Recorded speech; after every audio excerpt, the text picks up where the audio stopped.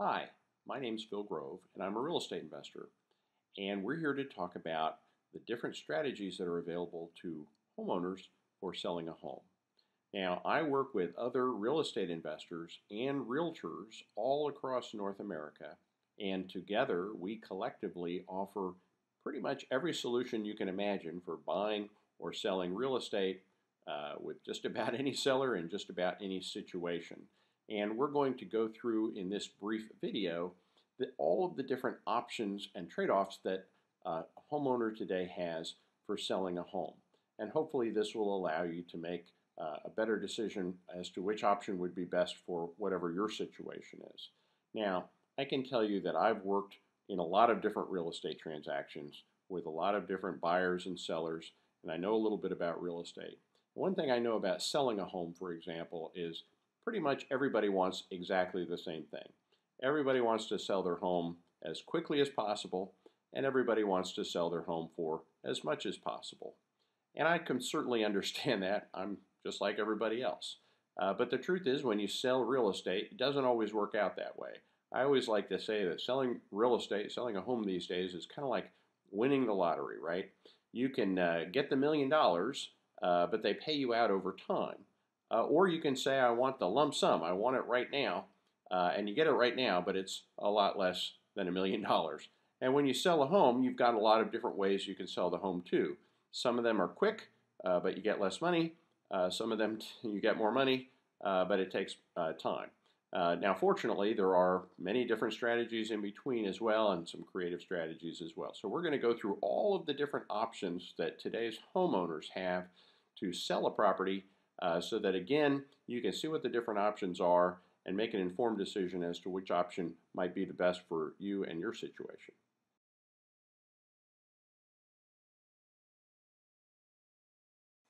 So before I go through these different options, I do need to make a few assumptions. And I'm going to make some assumptions about, values and things like that by just, explaining all the options for a generic house. So we're going to just pick a generic house, say a $150,000 house with generic situations. And I promise whether your house is worth 50,000 or 5 million, you can just adjust the numbers up and down and plug in the numbers for your particular situation to see which option would work for you. But the math is the same regardless of what your house is worth, and you'll understand that better as we go through this in a little bit more detail. So for our assumptions, for the house we'll explain our different options for, let's just assume we're dealing with a $150,000 house. So the fair market value is $150,000. And that's the current fair market value, by the way. I mean, sometimes people say, well, I bought it for, 200,000 or 100,000 or whatever it was. Doesn't matter what you bought the house for. It doesn't matter what it used to be worth. Doesn't matter what the appraisal said, 6 months ago or 2 years ago or whenever. The thing you have to look at first and foremost is what is the current fair market value? What would somebody reasonably pay today for the house? So the first thing we look at is current fair market value. So for the house, we'll give, in our example, we'll look at a $150,000 home. And then we have to look at what is the balance of all the loans. How much is owed on the house? So for our example house, we'll say that they owe $155,000. Now, whether you owe a lot less or a lot more, in other words, whether you have a bunch of equity because you put a big down payment down or you've had it a long time, or if you have a lot less equity or a lot of negative equity because the house went down in value since you bought it. Again, it doesn't matter. You're going to be able to adjust, everything to your situation. But I'm just going to use, again, this generic example so that I can go through these different options. And this is the example I'm using happens to be the most common, home in America right now, and that's kind of why we're using it in our example. So for repairs, we also have to estimate about how much repairs the house needs. I'm going to assume the house needs, negligible repairs. Let's say $5,000 in repairs. If your house is in perfect condition, needs 0 repairs. Again, it doesn't make much difference. It's pretty uncommon nowadays that I don't see a buyer that after they do their inspection finds at least $5,000 worth of repairs. They always want, new carpeting or, something fixed or whatever. So $5,000 repair allowance done by a buyer would be pretty much cosmetic, pretty negligible. But again, that's just in our example. You have to think about what your situation is.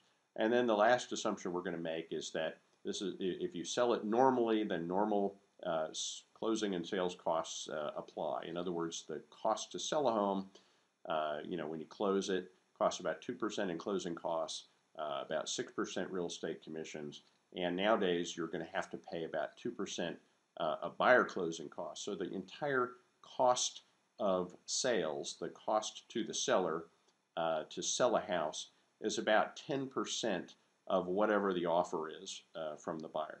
So those are our assumptions. And now, again, that we have those assumptions, let's go through all the different options for selling a house, assuming those assumptions. And again, what you can do for whatever your situation is just write in your actual numbers, and I'm going to explain all the math so you can figure it out exactly which option would be the best for you for your specific situation.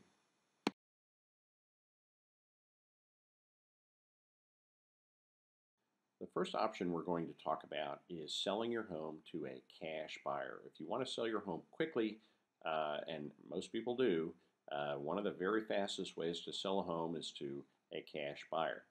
And let's go through the math for a cash buyer. The cash value of a house, if you ask for somebody to buy your house for cash, and there are cash buyers out there, and in general, what a cash buyer is going to want to pay is about 70% of the fair market value minus repairs. In other words, cash buyers tend to be real estate investors, and what they're looking to do is buy houses so that they can flip them. And when you add up all of the cost to flip a house, the buyer is going to have to pay closing costs on the purchase. They're going to have to pay acquisition costs, carrying costs, insurance, and payments, interest, taxes, utilities for however many months it takes to buy it, maybe make repairs, put it on the market, and ultimately sell it again. Then they're going to have to pay closing costs again when they sell it. And most people that flip houses, they buy wholesale, but they sell retail, so they're going to have to pay commissions again. So the total cost to flip a house is about 15% of the value of the house. And so when a cash buyer buys a house, they generally will pay about 70% on the dollar because they expect to have about a 15% overhead, and they expect to have about a 15% profit margin. Now, I am a cash buyer, and all of my investor associates are cash buyers, and if the cash offer is an offer that is attractive to you, we can certainly talk to you about that offer. For our example home, a $150,000 house with $5,000 needed in repairs, 70% of the fair market value, 70% of 150 is 105,000 minus the repairs is 5,000, gets the offer down to about $100,000.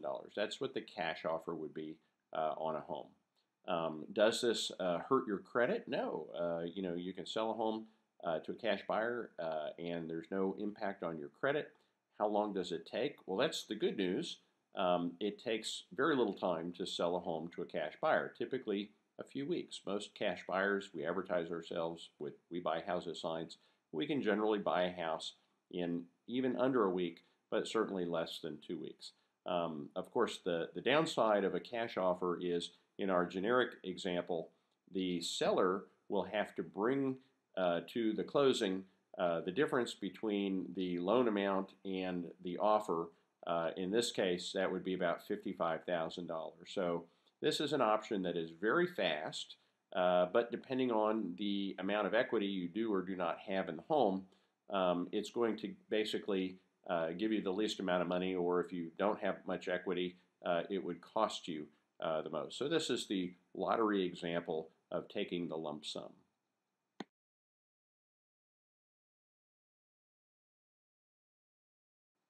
The next offer we're going to discuss is listing your home traditionally with a realtor.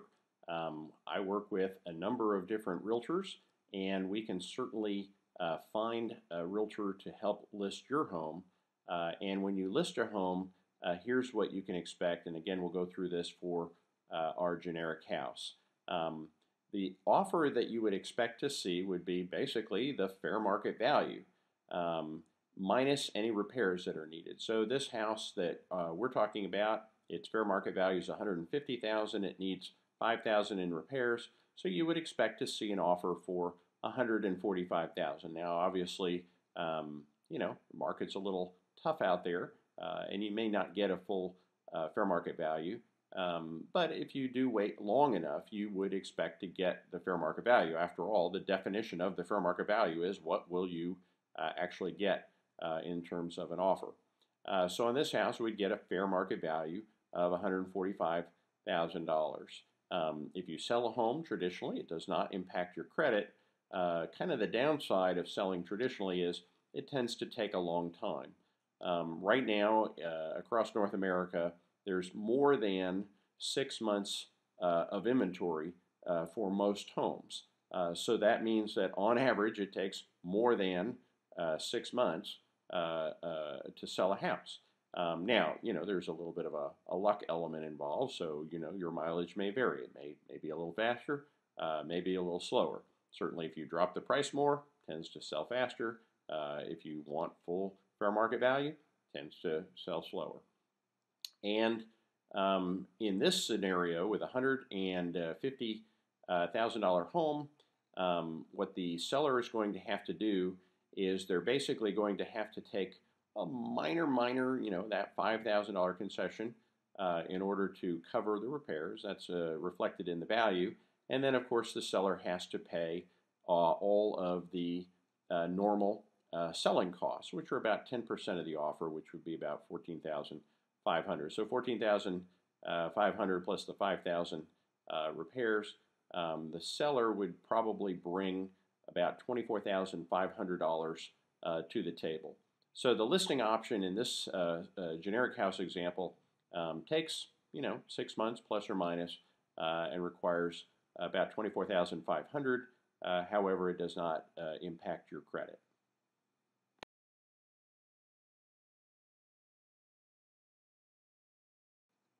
Our next option for selling the home is using a strategy called a short sale. And I do a lot of short sales. My company has actually done over 1,000 short sales, and we can certainly help facilitate a short sale for you if this is the best option for your situation. Let's go through kind of what a short sale would look like for our generic home example. Typically, when somebody buys a short sale, it's a little bit more, tricky than buying a regular house. So typically a short sale would sell for about 90% of the fair market value minus the cost of the repairs. So in our example here, you'd sell a house with a short sale, you would expect to see an offer of around $130,000. Again, could be higher, could be lower, but that's pretty typical. Now the downside about a short sale is it does have an impact on your credit. Whether it works or not, you're going to get a big credit hit. And unfortunately, about 50% of short sales are denied or never actually sell or ultimately result in foreclosure. So you got about a 50-50 chance of a foreclosure, but it will hurt your credit pretty badly either way. How long does a short sale take? Short sales take a long time. Typically 6 to 9 months, could be longer. We actually just finished one that took 17 months.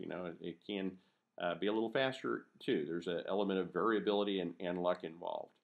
And the good news though is that a short sale actually the seller doesn't have to bring any money to the table. Now there are a few caveats to that. When you do a short sale, you can get a deficiency judgment. In other words, the lender could actually sue you for the loss. They're going to take a loss, a pretty significant loss, because of mathematical things, beyond the scope of this discussion here. They could actually sue you for up to the full value of the loan. You can also get 1099 statements from the lenders. This could mean you have additional tax liability, and there's a number of other, credit and monetary considerations as well. But in general, this is what a short sale looks like. 6 to 9 months, 130,000, and the downside is it hurts your credit, and there may be other financial